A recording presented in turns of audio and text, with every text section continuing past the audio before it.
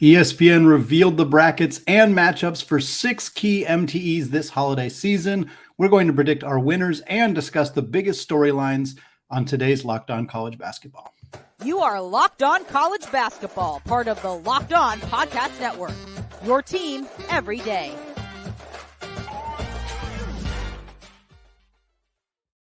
Hey folks, welcome into the Locked On College Basketball Podcast, the only daily national college hoop show out there, part, of course, of the Locked On Podcast Network, your team every day.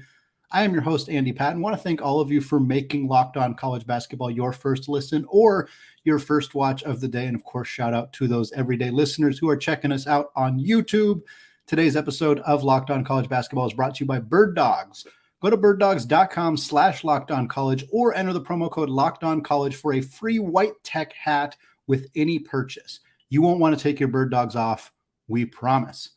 Well, folks, we got 6 MTEs to discuss on today's episode. ESPN revealed the brackets, revealed the matchups, some really, really fun games, of course. Many of these are happening during Feast Week, the week right before Feast Week. We got one that we're going to talk about happening right around Christmas break for those of you who love watching college hoops, even during the Christmas break time. We're going to break down each of those 6. We're also going to discuss a pair of graduate transfers who are entering the portal for the second time this offseason. We're going to discuss who they are, what their skills are, and where they might end up to start next season. We're going to lead off here with the NIT season tip-off. Again, talk about 6 of these new MTEs that were revealed by ESPN this week. The NIT season tip-off is taking place November 23rd and November 24th. It is at the Barclays Center in Brooklyn, New York. This is one of the 4-teamers. There's a couple 8-teamers, a couple 4-teamers that we're going to talk about today. But this is the one we're leading here because it's what I think is probably the most appealing group of teams. Again, it's only 4 schools, but it is 4 high major Power 6 conference teams. I say that with a hint of sadness because one of the teams in this is Oregon State, who is, as of next season, still going to be a Power 6 team. It is unclear at this time where they will end up after that, if they are in some amalgamation of Pac-12 Mountain West schools, if they end up somewhere else, hard to say. But the 2 matchups we're going to be talking about in this NIT season tip-off are Baylor versus Oregon State and Florida versus Pitt. Again, I'm going to make predictions and then discuss storylines. Predictions here, fairly chalk. Baylor over Oregon State. I think that's perhaps the easiest game of all of the games that we're going to talk about today to predict. And then I'm going to take Florida over Pitt. Championship game would be Baylor versus Florida. Very, very fun game between 2 kind of up-and-coming teams. Obviously, Baylor's been up at the top of the mountain where Florida hasn't quite gotten there under Todd Golden, but I think is moving in the correct direction still. Give me the Bears. Give me Baylor Bears over Florida in that game. I think Baylor's going to be taking home some hardware out of the NIT season tip-off. Storylines, I think the big one is just what is Baylor's new look roster going to look like? Again, we're talking about 3rd week in November here, so certainly still pretty early in the season. How is Jacoby Walter going to look? They're really highly touted incoming freshmen. They got a lot of guard depth that they have to replace. They lose Adam Flagler to the NBA. They lose LJ Cryer to the transfer portal. He goes to Houston. We'll talk about him momentarily. They, of course, lose Keontae George to the NBA draft as well, but they bring Jacoby Walter in. They have some other transfers coming in. I'm excited to see what this Baylor roster is going to look like, and then really excited to see what Todd Golden does in year 2 as the head man for the Florida Gators. I think, we saw some flashes from that team last year, but he hasn't really had a chance to get a lot of his guys into the building yet. A really big name to watch out for in this tournament is Riley Kugel. Kugel's been kind of listed just about everywhere that you see lists for under-the-radar 2024 draft prospects. You're always seeing Riley Kugel's name. If he's cropping up on every single one of those lists, it's hard to continue to call him under the radar. Regardless, a sophomore standout that I think could really turn some heads next season, and getting a chance to see him potentially square off against Baylor, assuming those 2 teams meet in that championship, which I don't want to discredit Pitt. They absolutely could win that game over Florida, but if they do not, a Baylor versus Florida game is going to give us some really fun, exciting young guard play, and I think is going to be one of the more enticing, exciting championships out of all of these MTEs taking place during Feast Week. Next up, if you're not in the Brooklyn, New York area and you're looking for another tournament to watch in person, Vegas Showdown will be at the Michelob Ultra Arena. of course, in Las Vegas. That is also taking place the same dates, November 23rd and November 24th.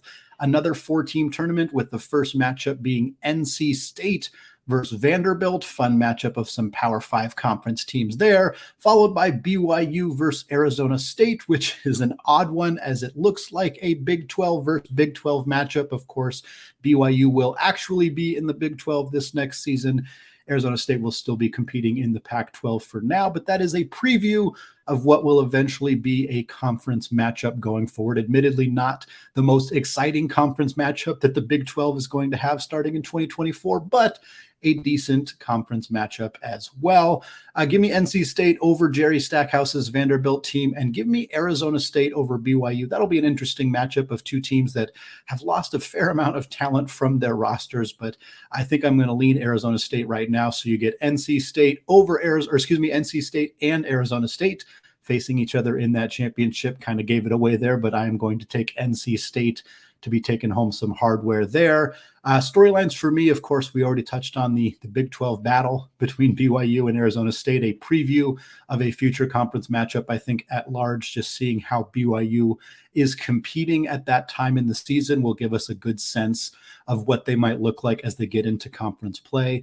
Again, Arizona State's roster next season looks like a team that wouldn't be super competitive in the Big 12. So if BYU is struggling with Arizona State, it's probably not a great sign for what is to come for them in the Big 12. MJ Rice is a huge storyline for me too. I think I'm really excited to see what MJ Rice, Kansas transfer, spent 1 year at Kansas, highly regarded recruit, McDonald's All-American, all that good stuff. Didn't play a ton last year for Kansas because, as many of you know, Bill Self does not play very many players. He's similar to Mark Few and Hubert Davis and a handful of other programs that tend to play pretty tight 7 or 8 man rotations. When you're a team that also brings in multiple 5-star McDonald's All-American caliber recruits, you tend to not keep them for very long. MJ Rice goes to NC State. I think he's going to be a really big part of Kevin Keats' team next year, and I wouldn't be surprised if the Vegas Showdown is truly a coming out party for Rice and the Wolfpack. Also, Arizona State, we acknowledge that they lost a lot of players in the transfer portal, and I'm really interested to see how Bobby Hurley and that squad responds. They lose both Cambridges. They lose Warren Washington. They lose DJ Horne. DJ Horne going to NC State. So if we do get an NC State-Arizona State championship battle in the Vegas Showdown, that will be a very fun storyline to pay attention to. DJ Horne transferring from Arizona State to NC State, getting a chance to bury his old team and potentially take home some hardware. So fun one to check out there. Finally, we got the ESPN Events Invitational before we close out the first segment here. This is taking place at the State Farmhouse at ESPN Wide World of Sports, of course, in Kissimmee, Florida. This tournament takes place the same dates, November 23rd and 24th, with that championship on the 26th, because it is an 8-teamer instead of just being 4 teams like the previous 2 tournaments have been. This one's got some really fun matchups. You have Penn State versus Texas A&M, Florida Atlantic versus Butler, Iowa State versus VCU, and Boise State versus Virginia Tech. I love the blend of like Big 10, Big 12, high caliber programs versus some really quality mid-major teams as well. You kind of got a little bit of everything in the ESPN Invitational here. So I'm going to take Penn State over A&M. I'm going to take FAU over Butler. That's one of the easier ones to predict here. Butler's did a lot of overhauling on their roster, but I'm not confident they're going to turn things around very quickly. Iowa State over VCU. I think that'll be a more competitive game than people might think, but still going with the Cyclones there. And then I'm taking Boise State over Virginia Tech. I really like what we've seen from the Broncos in their international offseason this year. Maybe it's maybe putting too much stock into that, but Boise State was a good team last year. They bring back a lot of talent. They add some talented players as well. Got incoming freshmen coming in that is going to make a big impact for this team. So then you got Penn State versus FAU. You got Iowa State versus Boise State. I'm going to take Penn State over FAU, which may be a bit of a shock. Penn State, of course, new head coach there, and Mike Rhodes got a new roster that they're building right now. But I'm going to take Penn State over FAU, Iowa State over Boise State, and then Penn State, the Nittany Lions, taking home the hardware out of the ESPN Events Invitational is my prediction here on August 9th, well before the season actually gets going. Storylines, of course, it doesn't look like the bracket is set up for Penn State and VCU to meet necessarily. VCU would have to upset Iowa State, which they could do. They would also have to upstate the winner of Boise State or Virginia Tech in order to play Penn State in that championship. Of course, these teams could meet in a consolation game as well, I suppose, but that will be the big storyline. Ace Baldwin, VCU's best player last year, followed his head coach, Mike Rhodes, to Penn State. So Penn State, if they did get a chance to play VCU, would be playing their former coach and their former best player in Ace Baldwin. Definitely a storyline to keep an eye on there down in Florida. And then FAU. I think the biggest storyline really is FAU. They'd be playing in their home state, coming off of a Final Four appearance last year, an absolutely dominating season. They bring everybody back. They bring back their entire starting lineup. Head coach Dusty May is back in the mix as well, with John L. Davis and Elijah Martin. This is a really good team, and this is going to be their chance. People should give them the benefit of the doubt after running through the regular season and going to the Final Four, but there are still people who don't necessarily believe this team is that good. They believe that they were a mid-major team that had a fluky run in the NCAA tournament. This is the way you prove that wrong. They're going to go into a 8-team MTE at ESPN's home, and they're going to be favored. That is unusual. I'm leaning Penn State taking this thing home, but if FAU runs through this thing, takes home some hardware, that is as good a proof as you're going to possibly get that this team is legitimately for real and not just playing over their heads. So this is a huge test for FAU. One of the biggest storylines we're going to see in these whole group of MTEs is how FAU responds to being in a tournament with a bunch of, not only high major teams, but a bunch of like NCAA tournament caliber opponents. Many of these teams will be in the 2024 NCAA tournament. And if FAU comes out of this thing with the trophy, there's going to be very few reasons to continue to doubt them going forward. Well, Rick Pitino and St. John's will have a chance to prove themselves early in the season in the Charleston Classic, potentially facing Kelvin Sampson and the Houston Cougars. We're going to break that down, but first, today's episode of Locked On College Basketball is brought to you by FanDuel. Football season is about to kick off, and FanDuel is giving you the chance to win all season long. Because right now, when you bet on a Super Bowl winner, you can get bonus bets every single time they win a game in the regular season. So just pick any team to win the Super Bowl, and you will get bonus bets for every single victory. Look, it's hard to bet against the Kansas City Chiefs, folks. Like, if you want to bet on Kansas City to win the Super Bowl every time they win a regular season game, you are going to get bonus bets, which you can use on spreads. You can use them on player props. You can use them on over-unders and even more. So visit FanDuel.com/lockedon and start earning bonus bets with America's #1 sportsbook. That's FanDuel.com/lockedon. All right, folks, want to thank all of you for making Locked On College Basketball your first listen or your first watch of the day. Shout out once again to those everyday listeners. We appreciate you taking the time to listen to the show. We got more fantastic stuff coming your way later this week. My co-host Isaac Shade will be speaking conference realignment with some of our conference show hosts. We got some interviews lined up for next week as well, talking some NIL, talking with some coaches potentially continuing to talk realignment. We got all sorts of good stuff in the can for next week. So check us out, Locked On College Basketball. For now, though, we're going to continue our conversation looking at these MTEs, these very fun Thanksgiving time events taking place next season. ESPN revealed all of the matchups. So we're going to take a look at who our predictions are, starting here with the Charleston Classic. These next two events, the Charleston Classic and the Myrtle Beach Invitational, are both taking place the week before those Feast Week games. So this Charleston Classic will be November 16th, 17th, and 19th will be when those games are taking place. They are taking place at TD Arena in Charleston, South Carolina. And we got some really fun matchups here. This is one of my favorite ones here. You got St. John's versus North Texas. Rick Pitino versus a really good North Texas team that made some serious noise last season. You got Dayton versus LSU.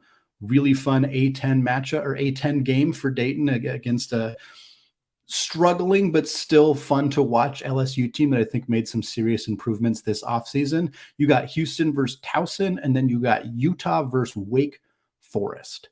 So winners here for these first round games, I'm going to take Rick Pitino and the St. John squad over North Texas. I'm going to take Dayton over LSU. I think Dayton is a really dangerous team next year with Deron Holmes back in the mix. I'm taking Houston over Towson. And then I'm going to take Wake Forest over Utah. I think kind of a middle of the pack ACC team versus a middle of the pack Pac-12 team in terms of current roster or current conference alignment right now. But Wake Forest made some fun additions this offseason. I'm excited about what Hunter Sallis could do under coach Steve Forbes. And I think that they're going to be the more polished team early in the season over Utah. So for me, then you got St. John's versus Dayton. I'm going to take Dayton in that one as well. I think Rick Pitino's team is going to be really dangerous, but I'm not sure how prepared they're going to be for a balanced team with some continuity in Dayton, playing a team in St. John's that doesn't have a whole lot of continuity. I trust Rick Pitino's ability to put this thing together, but that's really early in the season, and Dayton's going to be one of the best teams that they have played at that point. And then you got Houston versus Wake Forest. I'm taking Sampson and the Cougars there. And then you got Houston versus Dayton, and I'm going with Houston there. They're the obvious favorites coming into this tournament, but I think they're going to come away with it with some hardware. The storylines, of course, every college basketball event that Rick Pitino is involved in, he is part of the storyline. He always is. He always will be. That's just part of college basketball lore, and the last 40 years has involved Rick Pitino. And seeing this St. John's team with 13 new players and how they adjust, how they adapt, how they handle matchups against North Texas and potentially Dayton or LSU, whoever else they end up playing, will be the biggest storyline coming out of this tournament. Some really fun mid-major teams. North Texas, of course, loses their head coach in Grant McCasland, but still a really talented squad that is being built there for the Mean Green. Dayton, of course, a team that I think could be a legitimate dark horse to make some serious noise in March, and they'll get an opportunity to play some really good teams early in the season. And I already mentioned Wake Forest. I think there's a fun storyline there with Steve Forbes and bringing in really talented guards. We've seen it with Jake LaRavia. We've seen it with Alondis Williams, and now we might get a chance to see it again with Hunter Sallis. And I think this tournament could be a really big breakout time for Sallis and Wake Forest. Myrtle Beach Invitational is the other one here that we wanted to discuss. Also taking place in South Carolina at the same time. This one is at the HTC Center in Conway. The same dates, November 16th, 17th, and 19th. Big mid-major tournament here. Some very fun matchups as we have seen throughout this so far. You got Charleston versus Vermont. You got St. Louis versus Wyoming. You got Wichita State versus Coastal Carolina.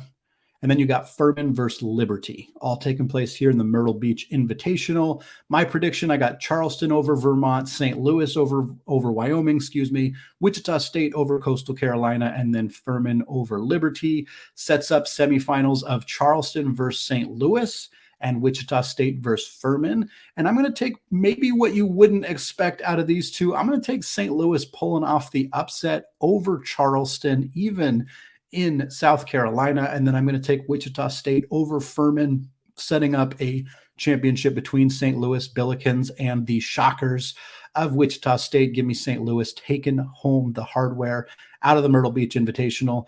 I think St. Louis is a pretty dangerous team. They lost some talent. Anytime you lose a point guard as talented as Yuri Collins, that is a huge, huge loss for this program. But they brought in multiple Power 5 guys who didn't produce a ton at the Power 5 level, but maybe they'll get somebody who's kind of a diamond in the rough. We've seen it in the past. The biggest example last year was Brandon Pajemski going from Illinois to Santa Clara. Not saying that St. Louis necessarily has the next Pajemski on their roster, but if they get some production out of some of those guys, I think there's a chance that St. Louis could really surprise some people. The biggest storylines really is kind of surrounding Charleston. How do they do? They had such a tremendous season last year. Can they keep that up? Can they produce again and prove that it wasn't a fluke? If they're able to survive and beat Vermont, that's a huge start. But if they don't beat St. Louis, it's going to kind of raise some questions about whether this program is going to continue to be as successful as they were last season. Wyoming, will they take a step forward? They lost basically their entire team in the transfer portal after a disastrous season last year. Can they right the ship, or is it going to be a really rough year for them in the Mountain West? This tournament will help give us some insight into that. Furman and Liberty are both mid-major darlings who could make some noise in the NCAA tournament. It'd be a good chance to see them face off against each other in that first round game. Final MTE to discuss here on today's episode of Locked On College Basketball, the Diamond Head Classic. Every other one of these MTEs is taking place in the second or third week of November. This one is back in December, the 21st through the 22nd. with the championship on the 24th. Christmas in Hawaii at the Simplify Arena in Honolulu. Fun games here. You got Nevada versus Temple. You got TCU versus Old Dominion, Georgia Tech versus UMass, and Portland versus the home host Hawaii. Predictions for me, I got Nevada beating Temple. I got TCU over Old Dominion. Of course, TCU, the likely favorite coming into this tournament. I got Georgia Tech over UMass, and Hawaii taking down the Pilots. Portland, of course, made a lot of friends with how they performed in their MTE last year, which was, of course, the Phil Knight Invitational, the PK85. Portland made some serious noise, but this is a roster that has lost a lot of that talent. Moses Wood transfers to Washington. They lose a handful of other guys to the portal as well. And I think Hawaii is going to take that one there. TCU versus Nevada for a semifinal game. Incidentally, the most exciting game of this tournament if TCU and Nevada face each other. It won't be a championship, but it's probably the most fun game in this series. And then you got Georgia Tech versus Hawaii. Give me TCU and Georgia Tech high majors over the mid majors in that one, and then a TCU championship over Damon Stoudemire and the Yellow Jackets at Georgia Tech. Storylines here: can TCU respond after losing Mike Miles Jr., after losing Eddie Lampkin in the transfer portal, losing in the second round of the NCAA tournament last year to Gonzaga? Let's see what this TCU team can do under Coach Dixon. Can they turn things around? And then Georgia Tech. Really interested. We talked about Georgia Tech recently on the show. We've been doing a series discussing new head coaches and kind of what the situation looks like at their program and how they might do in year one. And Georgia Tech's a really interesting one. Ton of different transfers, very new roster for them. But of course, Damon Stoudemire, a guy whose record doesn't jump off the page from his time coaching at Pacific. But as we alluded to, Pacific, really, really hard school to coach at, and he did really well with the resources that he had. I'm not saying he turns Georgia Tech around in year one necessarily, but I wouldn't be surprised to see that program on an upward trajectory, and we might see glimpses of that as soon as Christmas time, especially if they get a chance to play well against UMass and maybe really seriously challenge TCU for a championship in that tournament. We got a pair of graduate transfer guards who just hit the transfer portal once again this offseason in Mike Meadows and Keith Glover. Where might they end up? We're going to discuss that after a word from today's sponsor, Birddogs. Folks, let's not beat around the bush. Birddogs short and pants, they make you look and feel good. I just got my first pair of pants, and they are legitimately insanely comfortable, and they feel cool even in the dead heat of the summer. Birddogs stretch khaki shorts are designed to fit slimmer through the thigh and leg, and they give you a truly sculpted look. They fit way better than regular shorts that are made of stiff, restricting cotton. How? Well, Birddogs fixed that issue by inventing cloud knit fabric that looks just like khaki but stretches so that you get a way slimmer fit without having to sacrifice movement. Birddogs also uses anti-stink sweat wicking fabric that keeps you cool and dry all day long. So go to birddogs.com/lockedoncollege or enter the promo code LOCKEDONCollege for a free white Birddogs hat with your order. Again, that's birddogs.com/lockedoncollege or promo code LOCKEDONCollege for a free white Birddogs hat. You won't want to take your Birddogs off. We promise you. Birddogs, proud sponsor of the Locked On Podcast Network. All right, folks, segment 3 here. Still Andy Patton, still Locked On College Basketball. And we're switching away from previewing the 6 ESPN MTEs that had their brackets and matchups revealed over the week. And we're instead going to close out the show talking about a pair of graduate transfer guards who are re-entering the transfer portal. Yes, folks, it is August 9th as I am recording this, August 10th or 11th as you are all listening to this. And there's still players entering the transfer portal. There are still players who are suddenly available for teams that have open scholarships, that have a need in the backcourt. There are 2 really big name guys just became available. We'll talk about Mike Meadows first. Mike Meadows is a 6'2" guard from Hollywood, California. He has spent 4 years in college at 2 different schools, but under one head coach, that is Shante Leggins. Mike Meadows began his career at Eastern Washington, of course, under Coach Leggins. Didn't play basically at all as a freshman, but blossomed as a sophomore, 10.5 points per game, 2.5 assists, shot 37% from 3. Transferred to UP to follow Coach Leggins, who got the head coach job replacing Terry Porter. Really solid in his 2 years with the Pilots, very similar production to that sophomore year at Eastern, 10.5 points per game, 3 boards, 2.7 assists, 34% from 3 in his 2 years combined, was about 36.5% as a senior in his final year. He entered the transfer portal shortly after the season and has had kind of a whirlwind since then. He initially committed to LMU, changed his mind, re-entered the portal, and then committed to Cal. Has been on Cal's roster for the last couple of months, but then suddenly re-entered the transfer portal yet again just a few days ago. I know some people will think that this is in some way connected to the fact that Cal is basically conferenceless after what happened to the Pac-12. And while it may be, I don't know Mike Meadows' exact reasoning for leaving Cal, but he is a grad transfer with only 1 year of college basketball eligibility remaining. So Cal will play in the Pac-12 next year regardless. So his decision to leave, he wasn't really impacted by that, I guess is the best way to put it. The other player who is available now in the transfer portal is Keith Glover. Keith Glover is a 5'11" guard from Knoxville, Tennessee. He spent 2 years at Florida in a bit role, didn't play much, 51 games for the Gators, but only about 11 minutes per game, 3.5 points. Transferred to Samford after a couple of years there in the Southern Conference and absolutely blossomed.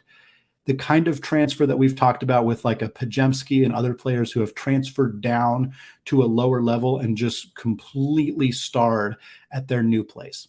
Glover goes to Samford in the 21-22 season. He averages 19 points per game, 4.5 assists, 2.8 boards, shoots 52% on two-pointers, about 31% from 3.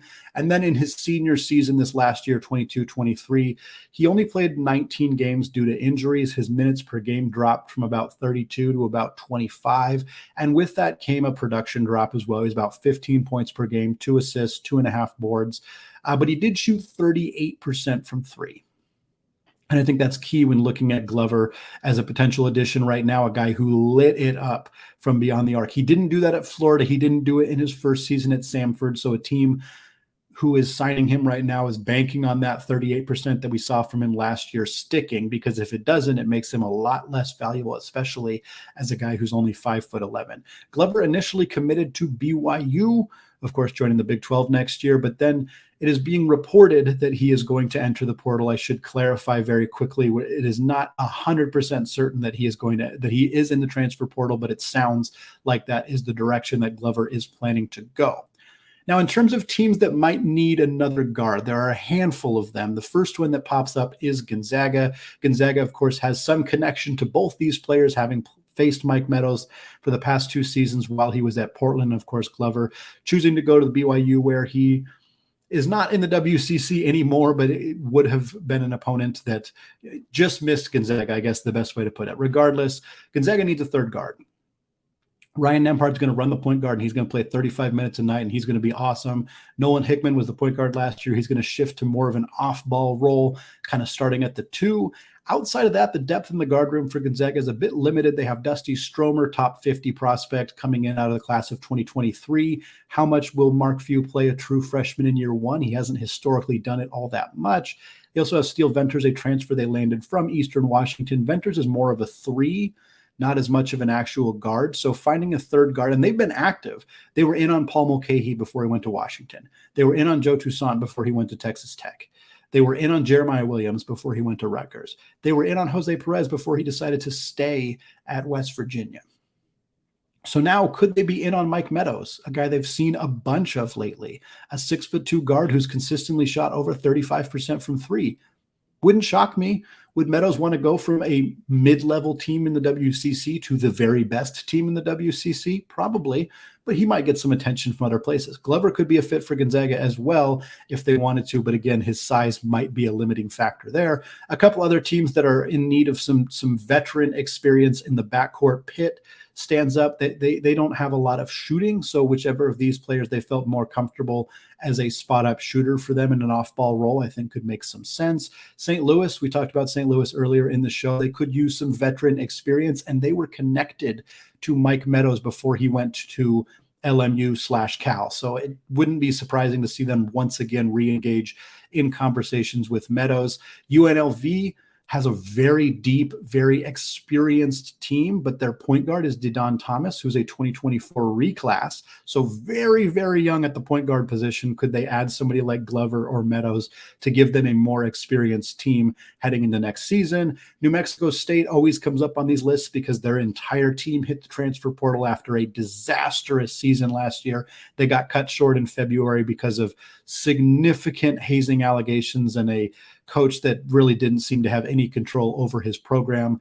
For the Aggies to get back into any kind of competition, especially now in Conference USA, they need to go get as many different guys as they can. Either Glover or Meadows would be a tremendous addition to Jason Hooten's squad. And finally, I'm going to toss Notre Dame out there as well. Notre Dame lost Cormac Ryan, who transferred to North Carolina. They lost J.J. Starling, who transferred to Syracuse. The only guard they've brought in is Julian Roper, a solid transfer addition there. They got some incoming freshmen as well, but if they wanted to add some experience to their backcourt, either Meadows or Glover seems like they would fit quite well for first-year head coach Micah Shrewsbury and with the Fighting Irish. Folks, that is going to wrap us up for today here on the Locked On College Basketball Podcast. Thank you so much for taking the time to make the show your first listen or your first watch of the day. Isaac Shade will be back on Friday with a guest talking more conference realignment. We'll be back next week with some coach interviews, with some NIL conversation, with various other fun stuff coming your way as we get closer and closer to the start of the college basketball season. For now, though, as always, peace out.